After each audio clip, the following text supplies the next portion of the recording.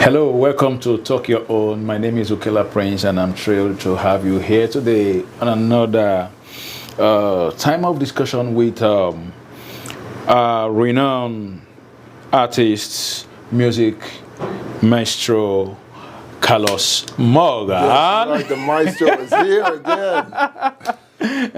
Morgan, yes. Nice having you again in the studio, man. Thank you for having me. I told you guys that we have 12 runs, you know, and of episodes. Man. And last time we were able to, you know, delve into, you know, the life of Carlos Morgan, and you told us quite a lot about yourself, and I think we are thrilled. Yes. Now, today, so we were talking about, because there are a few things you said last time, and we said, okay, we will hear you, we'll hear your story on that also, and how you were able to overcome them. Yes. And that's the area of anti-black racism in the music industry. Yes. So, you have a lot of experience in this, right? So, and I've heard you more like, you have preached it like a sermon. That's right. I'm a militant for it. Oh my goodness me. So, first and foremost, let me ask, how many albums do you have presently? I presently have two. My first one is called Feeling Alright, and my second one is called The Compilation. And I'm releasing my third in 2025 called Where I've Been, Where I'm Going. It's a double album. Where I've been, where I'm going. Yeah. Wow. It's a double album. What inspired that? Where I've been, where I've been. Going. So where I've been is, you know, basically where I've been in my life experiences that I've been through, and then where I'm going is where the man that I'm evolving to be, that God is helping me, or I'm allowing God to change in me daily. So it's going to be 20 songs, and I'm going to release them in segments of 4 albums of 5. Okay. So I'm going to come up with 4. 3 months later, come up with another 4. 3 months later, come up with another 4, and then another 4, and then by the end of it, just put it all together as one. Wow, that's interesting. That's how I'm planning. I hear you talking about God, what God is doing, what God has done. I know that. Is it a gospel song? There's going to be the first actual song that I'm releasing. A gospel album? It's not a gospel album. It's R&B. It's definitely R&B. So it's going to have it's have influences of gospel, R&B, jazz, all genres of black music is going to be. But the very first song I'm going to be putting out is called "Come Take My Hand." I wrote it, and I co-composed it with a female songwriter named Monique Spence, and it features a gospel singer by the name of from Canada named Michelle Adams. And it has a little choir in the song too. So I'm really excited about it. And it's basically about, the song is basically about what's going on in the world and how we need to take each other by the hand. And the only way we can overcome what's happening and what's going to come is we take each other by the hand and we acknowledge God and give Him praise. That's basically the song. So God, take my hand. So you're talking to God? I'm talking to humanity. For us to take each other by the hand and lift our hands towards heaven. Oh. That's basically the theme of the song. It goes, come take my hand, and together we'll be. Yeah. No, we must take a stand to save all humanity. Loving God is the way. So let's start today, because if we wait, it's gonna be too late. So come take my hand, oh, come take my hand. Jeremiah. We can't wait, right? That's right, but I'm excited about this song. Wow. I'm excited about this song. I still got a bit more production to do on it. I'm adding some live horns, some live strings. What label are you releasing this on? My label. Your label? Soul Rock Music. Soul Rock Music. SOLROC Music. It's actually my name spelled backwards. Oh, really? With the change of letters. So Soul Rock Music. That's the name of my label. Yeah. Really? Yeah. Interesting. I even have a logo. And, oh my goodness. Yeah, man. Have a label logo. Now, is there a time that we'll see Carlos Morgan, being 100% a gospel artist? Listen, I want so badly to do a gospel EP or album. I want to do 1 or 2 covers, and then the rest I want to write. But what I want, the gospel album I want to write is solely based on scripture and what's going on in the world today. I want to write an album that deals with end times, what's going on in the world, what's coming, write songs based on, the book of Revelation, the book of Daniel's, right? Matthew 24, Luke 21, right?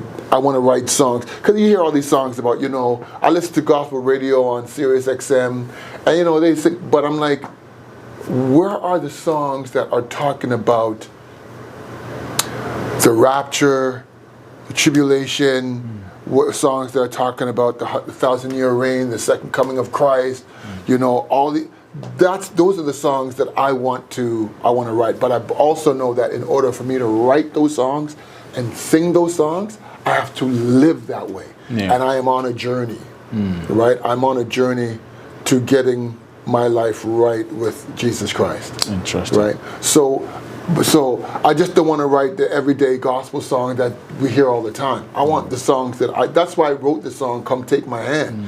It's because it's talking about, the song deals with hate, racism, how we're not loving each other, and how we got to come together and take don't matter your color, whether you're white, black, Asian, wherever we are in the world, we got to take each other by the hand. And the only way we can be saved is by lifting the name up of Jesus Christ. All right. Now, going to the crux of the matter, and in the area, you as a renowned music artist, so have you personally experienced anti-black racism, especially in the Canadian music industry? Oh, absolutely. Can you share experience with us? I'll share one experience.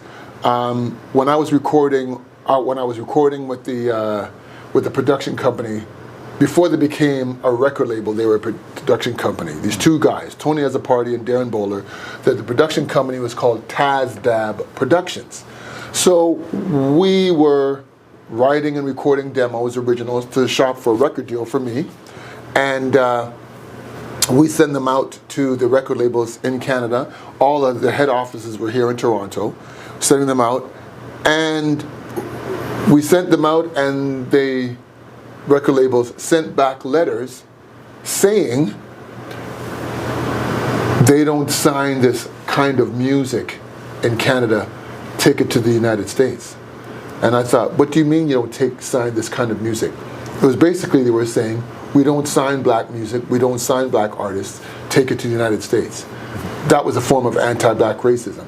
I'll tell you one more quick story. When I was performing, I'm performing at a venue in uptown Toronto, and the manager, and he was also not only the manager, he was also the band leader, and he said to me, you perform too black, and we're not going to have you come back here. I said, what do you mean you don't perform too black? He had other artists, black artists that were performing there, and I said, well, they're black, and he said, yeah, but they don't sing black, they don't perform black.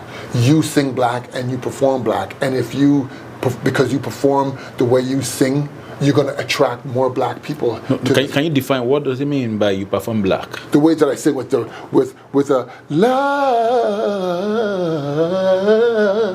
and the way my tone is, the way I dance, the way I move, and the way I, right, the way I perform, right? I perform like a black man. You see how I'm dancing and doing all my things, right?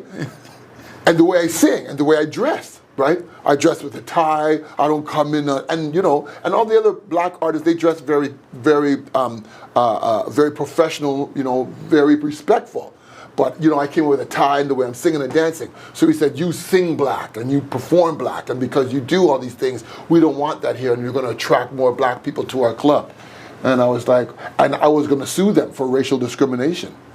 So those are 2 of many experiences that I've had dealing with anti-black racism in the Canadian music industry.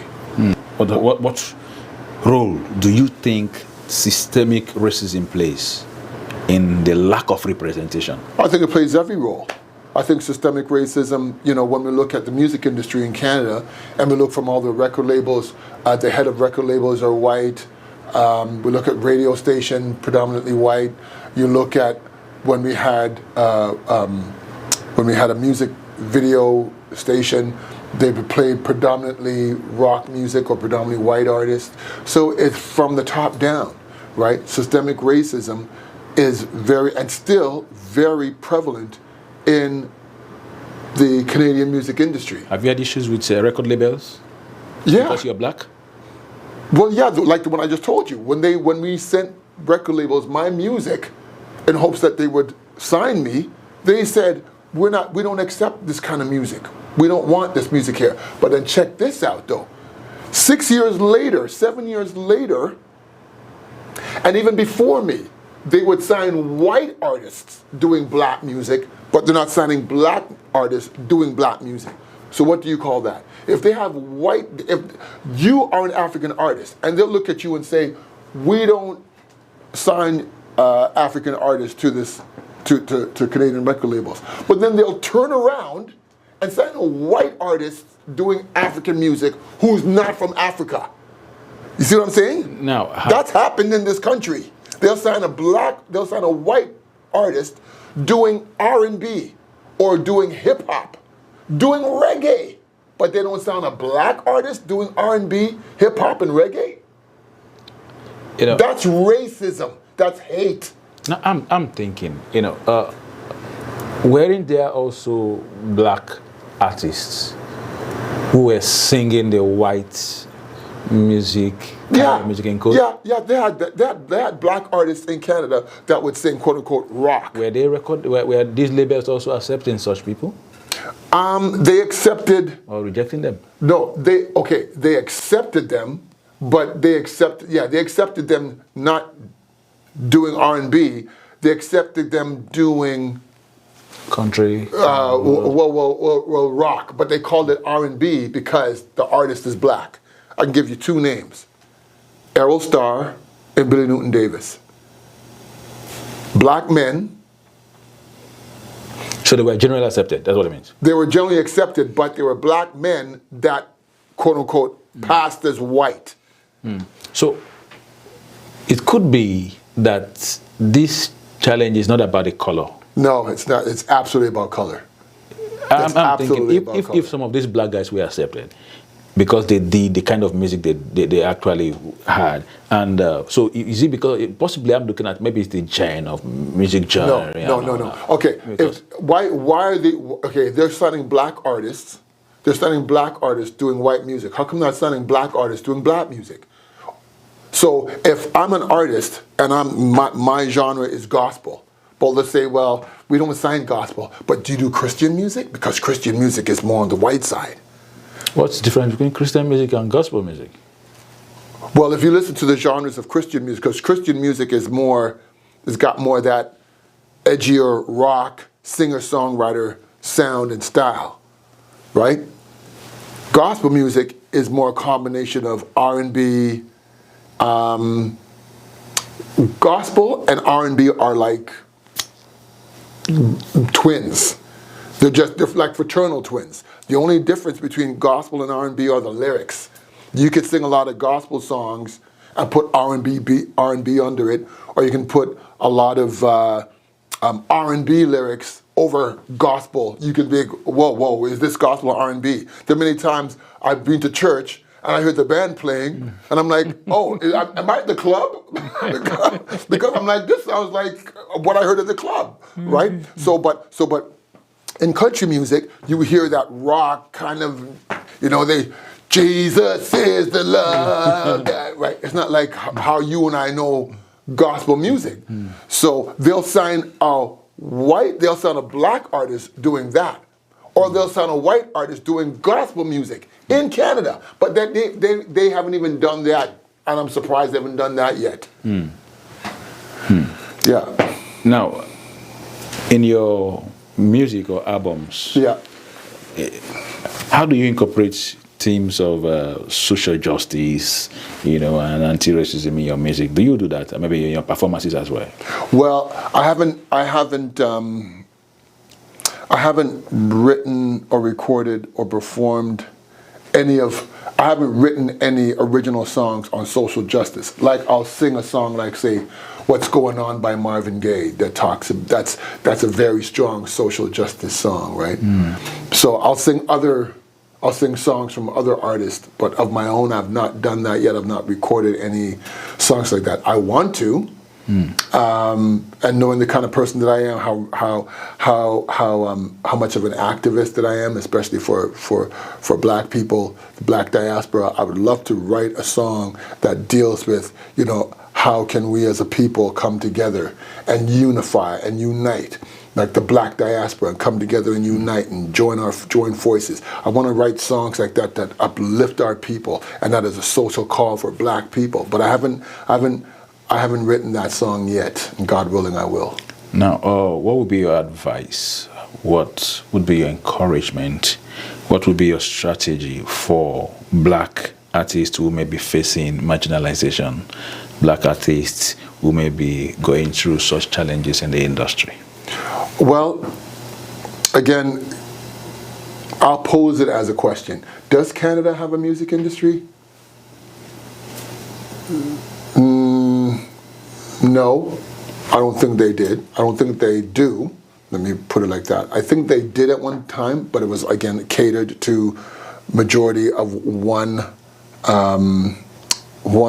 genre and one genre of music, or various genres of music only coming from predominantly white artists. For Canada, for Black artists in Canada, we need to, which has never been done, it's been attempted unsuccessfully, but for Black artists in Canada to have any success and to create, basically is to create our own industry, to create our own infrastructure. But that hasn't been done yet, and people are not willing to work together and come together, and so we can build our own infrastructure and put our own thing together. So that's what needs to be done. And again, especially when these new artists are coming up, the new generation of artists are coming up, and it's not happening. It's a very sad state. Don't you think that the Canadian music industry needs to have something doing in creating that support for the Black voice? If you think so, how do you think this should be done? If the Canadian music industry should have support for the Black voice, well, are you giving up on that? I've given up on it a long time ago, because there have been so many attempts. There have been initiatives that have, included, where the industry says, okay, well, we'll throw you some money, or we'll do the bare minimum to help Black people get ahead. And then you know what they do? They'll say, okay, well, we gave you guys a little bit of money, we gave you guys a little bit of help, and look what you guys did with it. And that's why we don't do anything to help Black music in this country. Because there are funds available.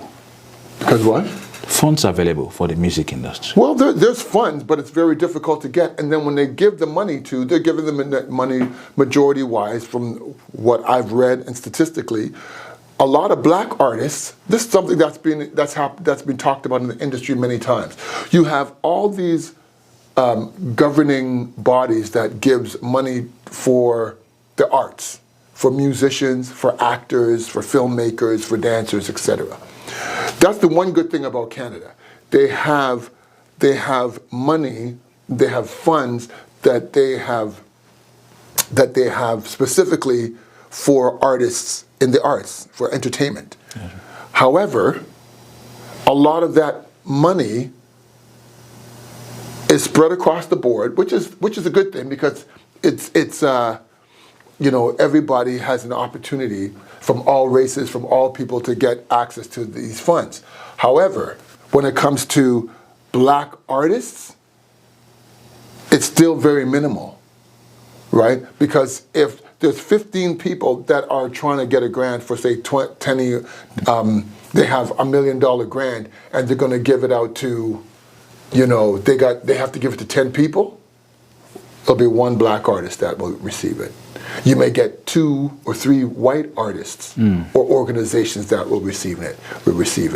But if it's a black artist or black organization, it's very minimal, right? So I always say this: instead of us always going to the government or always applying for grants, why couldn't the black music community across the country say, you know what, we're going to find people who are honest, who are not going to rob and steal and rip off. We have people in the industry that are trustworthy, that we could say we're going to set up a governing body that we as a black community could put money into.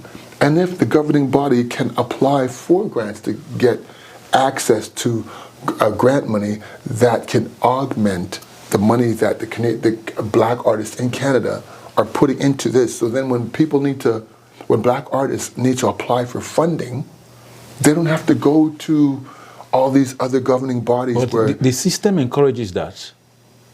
Well, the system may encourage it. They may encourage it. I'm not aware of it. I've not seen it. This is an initiative you're coming up with. This is something. I've been saying this for years. No, who is hearing? Who have you been saying it to? You see, I've been saying it. I say to people in the music industry. What's the steps? But you see, the thing is, because there's people in the music industry, there's only certain people that people will listen to. They're not going to listen to me. Because a lot of people, when they think of Carlos Morgan, you know what they say about me? He's an angry black man. And I say, well, you know what? I am angry. I am an angry black man. And the reason why I'm angry is because I've been born and raised in this country.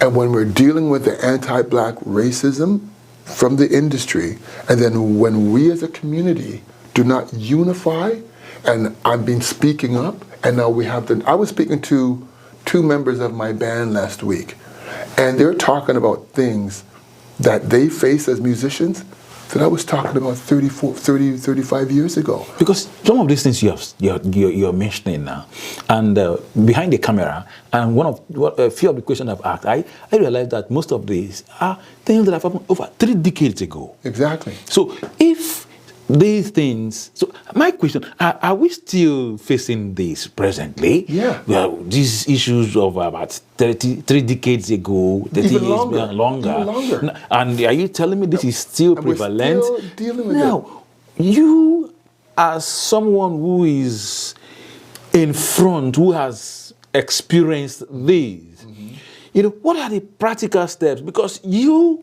beyond you, there are generations coming. Right. So what are the practical steps beyond, voicing and other? Because there must be action steps taken for things to be corrected. If nobody's hearing. So what have you done? Well, what are you doing now? Well, what I've tried to do is try to find people who are like-minded to say, okay, we don't have It's been a long time, man. Okay, but again, as I just said, certain people will only listen to certain people. They're not going to listen to Carlos Morgan. Why? Right? Because again, people think, and I was having a conversation with somebody earlier about this, because people look at me and say, well, Carlos Morgan is a rebel. Because you know what? I do not play politics. And that's another thing that's now the people they're listening to, have you reached out to them? I've reached out to many people, and I've given up because when I say, okay, even if you don't listen to me, is there other people that are saying the same things that I'm saying that can help unify, that we could unify and help an initiative to help build a music industry and infrastructure for black music in this country? Oh yeah. And then we're out of time today. Okay. We're out of time today. I would have loved to also ask you, because sometimes I know if we look at something from one perspective, we also consider the other perspective as well. Right. For example, if I am pointing a finger at you, the others might be pointing at me. Right. So these are my expectations, and I'm not seeing it happen. But I myself, am I offering the same thing? Now we might say, okay, it's a systemic issue, but how many white artists have you featured? None, because I'm not interested in. You're not interested in? No, I'm not interested in. That's why they might say you're angry. I want to feature. I want to support my own people because they're not supporting us. If you are preaching that we need to be included, I'm including our own, not them. Why don't you think that we also include? I'm not including them. That changes it, right? No. Because they feel they might also, you are not even giving us what we want. So don't you think so? Have any white artists featured you? I've done two. I've recorded with 2 white artists, 2 female artists that have featured me on their records. Yeah, 2. But so I'm just thinking, maybe we also need to maybe show more love, right? No.